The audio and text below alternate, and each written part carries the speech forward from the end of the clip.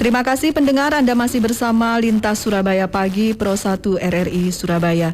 Saya tidak sendiri, ada Aska Ariska dan juga Rio Perdana Putra yang menemani Anda hingga pukul 9 waktu Indonesia Barat. Dan terkait dengan pembahasan kita pada hari ini adalah pendaftaran vaksinasi COVID-19 bagi warga berusia 18 tahun ke atas. Ini memang pemerintah memastikan bahwa kelompok usia ini bisa segera juga mendapatkan vaksinasi agar cakupan vaksinasi bisa mencapai 70% di seluruh Indonesia termasuk juga di kota Surabaya. Dan saat ini saya sudah terhubung dengan Wakil Ketua DPRD Kota Surabaya, Ibu Reni Astuti. Selamat pagi, Bu Reni. Selamat pagi, Assalamualaikum warahmatullahi wabarakatuh. Waalaikumsalam warahmatullahi wabarakatuh. Bu Reni sehat, Bu? Alhamdulillah. Semoga kita juga sehat semuanya. Amin. Ya, Bu Reni, ini pemerintah Kota Surabaya kan terus melakukan upaya percepatan ya, Bu, terkait program vaksinasi kepada masyarakatnya. Dan yang terbaru ini sasarannya adalah masyarakat umum berusia 18 tahun ke atas. Nah, kalau dari Dewan ini, Bu, melihat program vaksinasi di Kota Surabaya sejauh ini seperti apa sorotannya, Bu Reni? Ya, baik. Terkait dengan program vaksinasi di Kota Surabaya, sebenarnya Surabaya ini kalau dalam skala Jawa Timur kita di peringkat pertama ya, terkait dengan cakupan ya, kita tertinggi. Kemudian di skala Indonesia juga masuk 5 tertinggi lah, ya 10 tertinggi lah. Nah, artinya cakupan vaksinasi di Kota Surabaya pelaksanaan sejak dilakukan bulan Januari ya, percontohan Januari, kemudian pada waktu itu tahapan awal kepada nakes, kemudian pelayan publik, kemudian juga tenaga pendidik, pelaku UMKM, pedagang pasar, kemudian pelaku transportasi publik, kelompok masyarakat RT, RW, LPMK. Ini sudah dilakukan dengan cakupan yang bisa dikatakan tinggi. Kemudian lansia juga, alhamdulillah lansia ini meskipun awalnya agak seret ya, tapi proaktif yang dilakukan oleh teman-teman dinas kesehatan dengan jemput bola hingga saat ini sudah capai 85%. Nah, ketika lansia ini sudah 85% cakupannya, maka pemerintah kota diperkenankan untuk masuk ke tahapan masyarakat umum. Nah, masyarakat umum ini bertahap yang sudah dilakukan dan saat ini sedang berjalan adalah untuk pralansia 50 ke atas. 50 ke atas ini sekarang sudah jalan dengan vaksin Sinovac di puskesmas. Silahkan yang belum vaksin di usia 50 ke atas bisa langsung ke puskesmas tempat. Nah, setelah itu kemudian kita masuk lagi kepada masyarakat umum di usia 18 ke atas. Nah, menuju ke sini untuk yang 18 ke atas itu pemerintah kota sudah melakukan memfasilitasi pendataan secara online, bottom up gitu ya. Siapa yang sudah siap, siapa yang usia 18 ke atas, didata. Nanti dari data yang masuk ada nama, ada alamat, kemudian NIK dan juga nomor HP ya. Nanti puskesmas setempat pemerintah kota akan menghubungi untuk memberitahu jadwal dan tempat untuk vaksinasi nantinya. Nah, waktunya kapan? Nanti pemerintah kota yang akan memastikan ya. Perkiraan kemarin saya coba menanyakan perkiraan di bulan Juli. Juli ya, Bu ya? Ya, moga-moga aja di awal Juli, Mbak. Ya, Bu Reni, dengan adanya vaksinasi bagi warga usia 18 tahun ke atas ini, apakah herd immunity di Kota Surabaya ini bisa benar-benar terbentuk begitu, Bu Reni? Mengingatkan ini juga kita masih ada muncul klaster-klaster baru, kemudian ada juga varian virus COVID-19 yang baru. Sementara kita juga sudah semangat untuk melakukan banyak kegiatan seperti pembelajaran tatap muka begitu, kegiatan ekonomi di Kota Surabaya juga sudah mulai berjalan begitu. Nah, bagaimana Dewan melihat ini, Bu? Ya, kami juga sering meminta masukan saran ya dari epidemiolog, kemudian juga pakar kesehatan, teman-teman dokter gitu ya. Karena bagaimanapun kami di DPRD kan juga perlu mendorong mengupayakan bagaimana penanganan COVID-19 di Kota Surabaya itu makin membaik gitu. Nah, vaksinasi itu kan salah satu di antara upaya dalam penanganan COVID-19. Ada hal yang paling penting lagi sebenarnya, yaitu prokes. Ya, jadi disiplin prokes ini selama masa pandemi sebaiknya tidak kendor, termasuk bagi mereka yang sudah dilakukan vaksinasi. Beberapa kasus yang muncul di pekan-pekan ini, beberapa teman-teman warga, ada juga pegawai di pemerintah kota yang sudah vaksin itu juga terpapar. Masih bisa terpapar ya? Bisa terpapar karena memang kan tidak pernah memang ada teori yang mengatakan kalau sudah vaksin kebal gitu kan ya. Awal pemerintah pun sering menyampaikan kalaupun sudah vaksinasi prosesnya tetap dijaga karena vaksinasi ini kan sifatnya mengurangi tingkat penularan dan mengurangi tingkat keparahan ketika dia terpapar COVID-19. Dan ini terbukti ya dari beberapa teman yang saya kenal gitu ya yang sudah vaksin dan dia punya comorbid, itu resikonya tidak begitu berat ya, bahkan ada yang sudah kembali negatif dan sembuh kembali, alhamdulillah. Jadi kalau kemudian bagaimana cakupan vaksinasi di Kota Surabaya, yang jelas pemerintah Kota Surabaya didukung oleh DPRD Kota Surabaya terus meningkatkan jumlah ya cakupan. 2 minggu yang lalu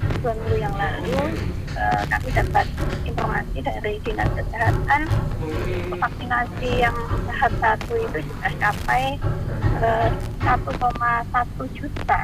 Nah, jadi kan sudah cukup tinggi lah. Moga-moga aja nanti ini dengan tahapan masyarakat umum, kemudian juga usia 18 ke atas, kita bisa capai 70% sehingga kemudian kekebalan komunal ini bisa terbentuk ya. Yang jelas saya ngajak gitu ya yang sudah vaksinasi untuk tetap jaga prokes. Yang belum vaksinasi ya, kita minta teman-teman pemerintah kota untuk terus melakukan sosialisasi edukasi bahwa sesungguhnya vaksinasi adalah di antara upaya yang setidaknya juga bisa mengurangi tingkat penularan dan juga tingkat keparahan ketika terpapar, seperti itu Mbak. Iya, Bu Reni, ini kan pemerintah Kota Surabaya sudah memfasilitasi pendaftaran secara online ya Bu. Nah tentunya kan tadi Ibu juga sudah sampaikan bahwa teman-teman di DPRD Kota Surabaya juga selama ini turut mengawal proses vaksinasi di Kota Surabaya. Nah, agar masyarakat ini bisa benar-benar memanfaatkan fasilitas yang sudah disiapkan, pendampingan seperti apa Bu dari DPRD, mengingatkan juga teman-teman Dewan ini sering turun ke masyarakat begitu Bu Reni? Ya jelas pertama terima kasih pada RRI yang juga turut membantu kita melakukan sosialisasi ya. Kesempatan kali ini saya juga gunakan untuk mensosialisasi terkait kegiatan vaksinasi yang untuk 18 ke atas. Kemudian teman-teman Dewan juga ketemu dengan konstituennya, ketemu dengan warga, ya itu juga akan menyampaikan ya, karena sebagian besar teman-teman juga sudah vaksin gitu Mbak. Kemudian juga yang perlu dilakukan kalau pendataan konten itu dia sifatnya bottom up ya dari warga, kemudian dia proaktif mengisi, kemudian nanti akan dihubungi oleh pemerintah kota atau Puskesmas. Kita juga mendorong kepada pemerintah kota untuk yang sifatnya top down. Jadi ini juga beberapa sudah dilakukan.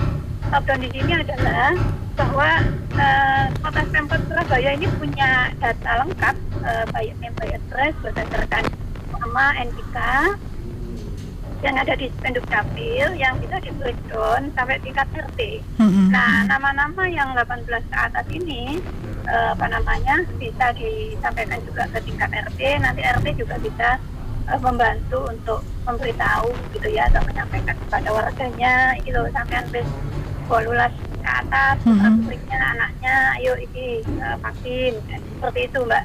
Jadi memang upaya bottom up dilakukan, upaya top down-nya juga dilakukan.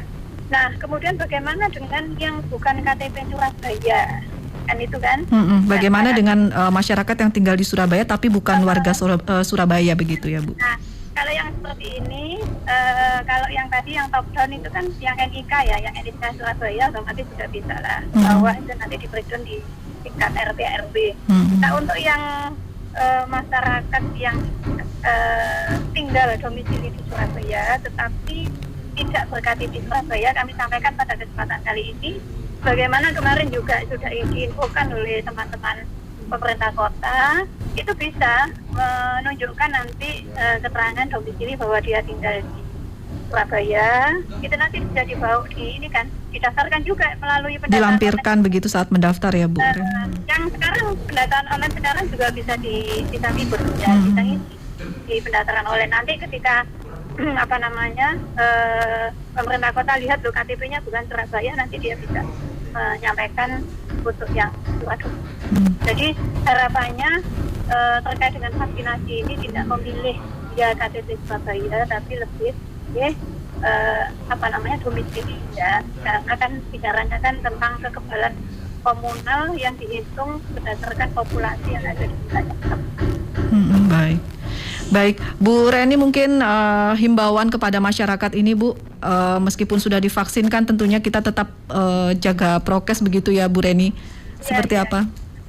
Ya betul, jadi memang saya sendiri melihat, mengetahui bahwa vaksinasi ini itu yang sudah divaksin memang ada yang terpapar, tetapi yang tidak terpapar dan dia sudah divaksin itu lebih banyak gitu. Itu ini cara gampangannya begitu ya, saya lihat ya cara kasat mata saya. Kemudian vaksinasi ini juga memberikan kemanfaatan untuk mengurangi resiko kita terpapar, sehingga keberadaan bed di rumah sakit ketika orang terpapar dengan resiko yang tidak berat tentu dengan isolasi mandiri saja tanpa ada perawatan medis itu juga sudah bisa sembuh. Nah ini saya kira akan membantu. Jadi vaksinasi ini sebenarnya manfaatnya tidak hanya personal kepada kita ya, tapi juga membantu dalam upaya penanganan kesehatan. Tentu nanti kita tidak terlalu membebani kerja nakes ya, ketika nakes nanti banyak yang masuk rumah sakit karena terpapar dengan resiko berat ya layanan kesehatan. Halo. Ya. Halo. Ya Bu Reni. Ya itu seperti itu Mbak, saya kira. Jadi intinya ayo kita siap-siap untuk mengikuti vaksinasi, dan kita mengajak juga mendorong teman-teman Pemkot untuk terus melakukan sosialisasi dan melakukan pendekatan persuasif ya. Kalau diancam-ancam nanti takut keluarganya nih. Iya, baik. Itu mungkin Mbak, makasih. Ya, Bu Reni Astuti, terima kasih Bu informasinya untuk RRI Surabaya pada hari ini. Semoga upaya kita bersama untuk mempercepat program vaksinasi di Kota Surabaya ini bisa segera tercapai ya Bu Reni. Ya, terima kasih sama-sama pendengar RRI. Wassalamualaikum warahmatullahi wabarakatuh. Waalaikumsalam warahmatullahi wabarakatuh. Pendengar, tadi perbincangan saya bersama dengan Wakil Ketua DPRD Kota Surabaya, Ibu Reni Astuti. RRI Surabaya.